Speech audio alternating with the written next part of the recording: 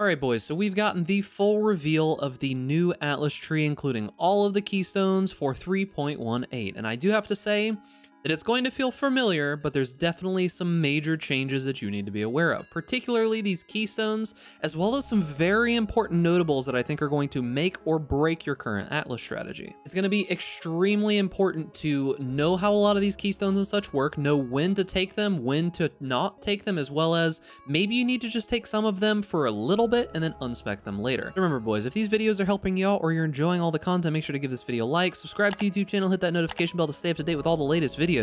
Without further ado, let's get into it. Alright, so we're going to go over 3 main Atlas trees that I'm going to give you, and I want to give you a pre-disclaimer here. None of these are set in stone. You will need to make small modifications no matter what tree that you're going to be doing. Of note, all 3 of these are going to be linked down in the description, so look for that. However, I'm going to go over the thought process on what these 3 main trees are. There are a multitude of trees out there that are going to be available. You can literally do anything that you like. However, these are going to be some good basic starter trees that you can then expand to do whatever it is that you want to do. The cool thing about this Atlas tree and the way that they've changed the endgame now is that you can do pretty much anything. There are going to be some things that are just better than others, but you can do pretty much whatever you want. Now, there's 2 main things that I want to talk about before we actually get into the Atlas tree itself. It's going to be these keystones that are all the way around the tree, as well as these nodes here in the middle. These 10 nodes here are going to be probably the most important thing to your early mapping strategy out of everything that's on this tree. So what are these nodes? These are the new nodes that are going to allow you to customize your Atlas and the kinds of content that you see. This is easily one of the best changes that I personally think that they've put into the game so far. And what these do is they're going to make it so they disable certain kinds of content and give you a higher chance to see all other kinds of content. Now, the one interesting caveat here is there are some kinds of content that cannot be turned off. So if you notice here, I have all 10 of these taken, right? And you might think, but Big Ducks, that's going to leave like literally nothing left. Why would you take every single one? So if you read these, we've got Breach, we've got Abyss, we've got Expedition, Sacred Grove, we've got Legion, we have Ritual, Blight, Mirrors of Delirium, Metamorph, as well as Rogues Markers, Contracts, and Blueprints. You might notice that if you read through the list, there's a couple extra things in here that aren't part of those 10. Particularly Rogue Exiles, Monsters Imprisoned by Essences, Shrines, as well as Strongboxes. Now, something that you might notice is that those are the main things that most fast map clears early on are focusing on. So the vast majority of people are probably going to be playing some kind of map clearing build very early on in the league, and if you take all of these nodes, that means your maps are going to be substantially more full of essences and rogue exiles, as well as strong boxes, as well as things that are very important for early league currency. So this tree probably looks pretty familiar to you. You're just going to be rushing all of the early Atlas and map nodes, you're going to be grabbing the essence nodes, strongbox nodes, and the shrine nodes. These are the nodes that just work extremely well early on in the league. It adds guaranteed currency and items to your maps, as well as just giving you some extra juice and things to do, on top of having things like these sextant nodes here. Now, notably, this does take some of these Carrick nodes in the middle, simply because Atlas scouting reports can be pretty useful very early on if you use them for extending your mapping at the very early level. Say if you run out of particular maps, or you want to, play a very specific map and get some specific items, like maybe you need to get into Harvest and get something out of it, early scouting reports are very, very powerful for that. Later on, you'll see that we respec these. Now, you might notice that I don't have pretty much any of the keystones taken except this one. The reason for this is that it depends on what you're going to be doing. One major keystone or set of keystones that you're going to have to choose between, which I've made sure are very close and available, are going to be Wellspring of Creation and Dance of Destruction. If you are a build that is extremely tanky but doesn't feel like it does enough damage, you can take something like Dance of Destruction, meaning that the monsters are going to have less life, but they're going to deal more damage. If you're super tanky anyways and you're not dying, you might as well make yourself do a little bit more damage. However, if the build that you're playing has loads of damage and you don't need to worry about, doing more damage, but you're worried about maybe you don't want to die as often, you can take Wellspring of Creation, give yourself a little bit more safety. Now, beyond that, we do have a couple other things that you can choose between as well. There are these nodes up here called Singular Focus as well as Shadow Shaping. Now, if you take Shadow Shaping, I feel this is going to be something that you're going to customize significantly later on in the league. I don't feel like this is going to be an early league thing. You could probably do something like this much later. The same thing goes for Singular Focus. This is going to be something that I feel that you're going to use much later in the league when your map sustain is very good and you are focusing on that one favored map after you've gotten all of the favored map slots unlocked.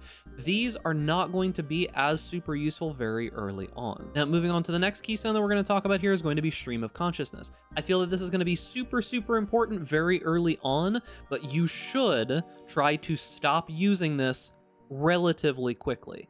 If you are just getting into like yellow maps, red maps, you can use this. It's going to be substantially better than pretty much any of the base little fragments that you're going to find, and this is going to make it so that you get a ton more of that extra content, those essences and everything else going on very early on. But as soon as you're able to start actually using scarabs and such, you should definitely drop this node. It's not good once you're doing your main farming strategy. However, of note, in a bossing strategy where you may not be using scarabs, you could take this node once again if you really wanted to. However, I think that it's probably better to just invest into your maps. Beyond that, we take the standard stuff that you've seen from 3.17. We're taking the shrine nodes because shrine nodes are extremely powerful early on in the league. It's going to make your character substantially stronger while mapping, substantially faster, as well as tankier. So shrine nodes, excellent nodes. They add a lot of enemies to the map as well. Essences are a guaranteed form of currency very early on in the league and a guaranteed form of just making better gear with those essences that you find. I have a video talking about essences. If you're curious about how to make some money with essences, I've linked that up in the top right corner. And then of course you've got strong boxes as well. These are all just guaranteed things that are going to be pumping more currency into your early character, get you some of that gear very early on in the league, and get you going faster. And last but not least, we of course have these sextant nodes. You should be using sextants once you start hitting the end, but this is going to be close to the last thing that you would be grabbing. In my opinion, the way that you should be doing the ordering of this Atlas tree is you'd be moving up, grab like these essence and strongbox nodes, keep moving up, grab all of the map nodes, and then you're going to want to grab these nodes that turn off the extra content and then fill out everything else. That's what I would personally do, just so you can get more of everything going. Alternatively, you can beeline for the shrine nodes first. The shrine nodes are very, very powerful, but I would say that you do want to get shaping the seas, shaping the valleys and such very, very early. This is going to make your early map sustain substantially better. You really do need these nodes very early on. Now, that's pretty much it for this very basic early league, just get some map done tree. The next tree that we're going to talk about is a little bit more of a specialized tree. This is going to be for some higher end map farming. This particular tree is something that I kind of gravitated towards later on in the league, and it made me a ton of currency, and that's going to be focusing on a lot of the similar things. You're still going to get those essences and strong boxes and shrines. However, you're moving more so towards going with Expedition as well as Harbingers. Expedition is a ridiculous amount of money, and it's mainly through logbooks. I also have a video talking about Expedition. It's going to be linked up in the top right corner now. I do recommend Expedition as a very, very large currency generator, especially early on in the league. If you are able to learn how to use ROG properly very early on in the league, you can make a ton of really powerful gear and a ton of really, really high quality items that will sell for a lot of money. Expedition is insanely powerful, and I do recommend that you do it as much as you possibly can very early on. It's some very good currency. The other thing is going to be Harbinger. I can take it or leave it when it comes to Harbinger, but it is the obvious choice because it is so close to the Expedition nodes. Harbinger can get you a lot of just very good currency early in the league, just pump some more enemies and pump some more things into your map, and it synergizes well with the other things that are in the map. Now, on top of all of this, we are taking the Eldritch nodes that are over here. This is going to be the Eater of World type nodes. Notably, we take Eldritch Gaze, which is going to be Eldritch Altars have an additional downside, 50% increased effective upsides. This is going to be a node where your character needs to be a little powerful to be able to handle it. And on top of that, we're going for more altars because more altars in the map means more juice, more currency, more items, more enemies. Now, as I said previously, Singular Focus is going to be something that you're going to be using much later on in the league because you're going to be able to farm that one map. Like I personally am going to be farming cemeteries once I'm able to do that. I'll be putting all of my favorite slots on cemetery, dropping only cemetery maps, and then getting a bunch of extra basic currency for all those other maps. And when it comes to these nodes that allow you to turn off and on other content, I personally would make sure that you leave expedition content on, obviously here, but if there's some particular kind of content that you want to farm outside of this, say you're going to be doing some early heist farming or something like that, right? Maybe leave the heist node on and just collect some contracts and blueprints and things like that. That might be a good thing for you to do. You could also make a ton of money doing very particular things. If you wanted to focus maybe on delirium farming early on, you could do a similar kind of tree, get all the delirium nodes, and just make sure that you leave delirium mirrors in a lot of your maps. The tropical island map is back this league, so delirium farming might be really, really good, especially with the chance to get delirium mirrors going way up high and among other things, so it might be pretty good to do some delirium farming this league. It's not something that I'm super experienced with, so I'm not going to give you an Atlas tree for that, but I'm sure that you can either make one or find one online. But that's the idea, is that this is going to be a more high investment, like you're using scarabs and you're trying to make money and do all kinds of good things and getting some like higher tier profits out of a tree like this. Now this final tree that we're going to talk about is a bossing tree. Now this one is for a character that is pretty well established in the Atlas. They've got their big character with their good gear and their bossing information going and everything is solid. This still has a lot of the classic stuff in it, a lot of the shrine nodes, a lot of the essence nodes, a lot of the strongbox nodes. These are just kind of easy go-to nodes to put some extra stuff into your maps. It's not really worth giving up on those almost ever. You'll notice that this tree is very, very similar to the other ones, except that we are focusing on a lot of these nodes up towards the top now. The idea for a character that's doing maps like this is that we're going to be pushing through these maps, killing the bosses really quickly, trying to clear through the maps as quickly as we can, get those map drops, the specialty map drops off of the bosses. Like, for example, here it says we have a 3% chance to drop an Elder Guardian map or a Shaper Guardian map, and then we have a 30% chance for map bosses to drop a Conqueror map. It's 30% increase, keep that in mind. It doesn't mean it's a straight 30% chance. So you're going to be getting these Conqueror maps, and you're going to be getting these Shaper and Elder Guardian maps. You can run those, get the fragments, run the Uber versions of the bosses, sell the items that drop, or maybe you just sell the fragments in the maps themselves.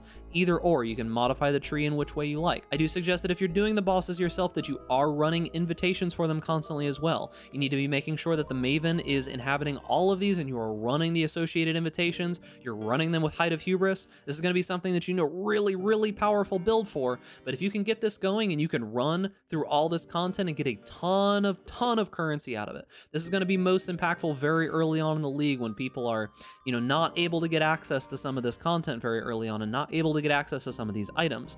So you'll be able to push towards the Absence of Symmetry and Harmony, get towards the Eater of Worlds, maybe get the unique amulet that drops off of the higher version of that, because apparently they only drop off of the Uber versions of those bosses now. Those are going to be really sought after early on. The amulets that drop off of those two bosses, are the Omniscience as well as Ashes of the Stars, are going to be super sought after. Very, very powerful amulets, as well as the items off of the Maven, as well as the items off of Cirrus. Just getting those Awakened support gems. If you manage to drop like an Awakened Enlightened or something, I mean, that's your money for the next like 2 builds or something like that very early on. So a lot of power that you can get out of this Atlas tree. Just keep in mind, you will need to modify these Atlas trees, even though I've got them linked down in the description. You'll need to modify them slightly no matter what, because certain keystones are going to be better for you, certain keystones might be worse for you. You really are going to have to do a little bit of work on your own to get the most out of these.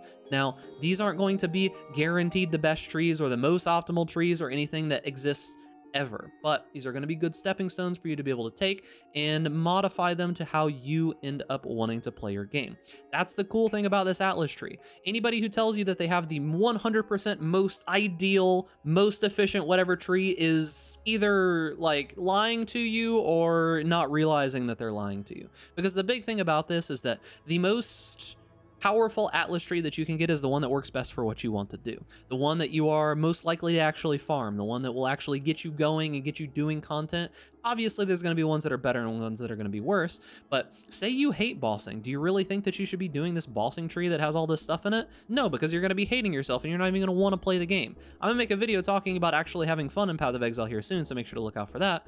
But you really do need to focus on things that you actually want to do. And that is going to be it for the video. Hopefully this gives you a little bit better information about how the new Atlas updates are going to work, how to manage those keystones, how to manage, you know, the new nodes that turn off certain content and boost the amount of other content that shows up. Hopefully this makes things a little bit easier. So remember, boys, if you're enjoying this content, give this video a like, subscribe to the YouTube channel, hit that notification bell to stay up to date with all the latest videos, and stay safe out there in Ray class. And I'll see you guys in 3.18 Sentinel League.